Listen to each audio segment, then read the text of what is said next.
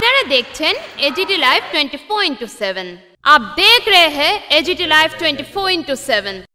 You are watching AGT Live 24/7.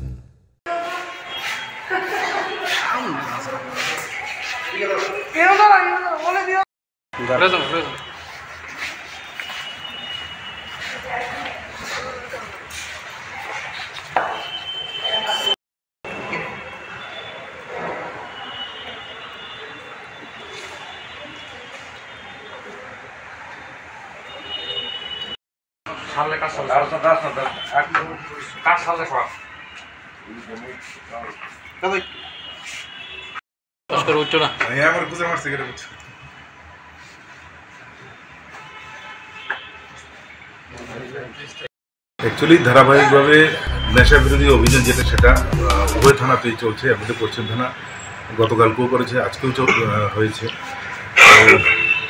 বিষয়টা হচ্ছে যে গোপন সূত্রে একটা খবর ছিল যে একজন মহিলা কৃষ্ণনগর এবং তার সংলগ্ন এলাকাতে, বিশেষ করে কৃষ্ণনগর ১,০০০ চৌমনি প্রগতি রোড এবং এই সমস্ত এলাকাতে মহিলা নেশা জাতীয় জিনিস বিক্রি করছে ইয়াং যে ছেলেরা আছে ওদের কাছে, এই ধরনের একটা খবর ছিল।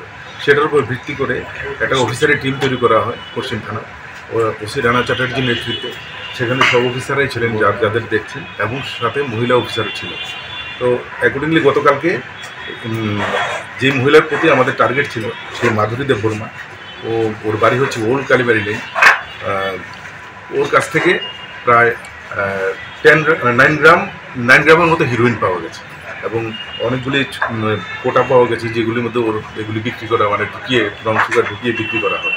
তো মহিলাকে জিজ্ঞাসাবাদ করা হয়েছে প্রাথমিকভাবে, এবং আজকে তাকে কোর্টে পাঠানো হবে এবং এই বিষয়ে একটি সুনির্দিষ্ট এফআইআর নেওয়া হয়েছে এনডিপিএসের উপর, এবং তাকে জিজ্ঞাসাবাদ করে আশা করি আমরা ওই জায়গার যদি অন্যান্য যদি কেউ জড়িত থাকে, বিশেষ করে মহিলা বা পুরুষ, তাদের নাম আমরা জানতে পারবো এবং ওদেরকেও আমরা অ্যারেস্ট করতে পারবো। ওনার বিরুদ্ধে কি আগে কোনো মামলা ছিল না?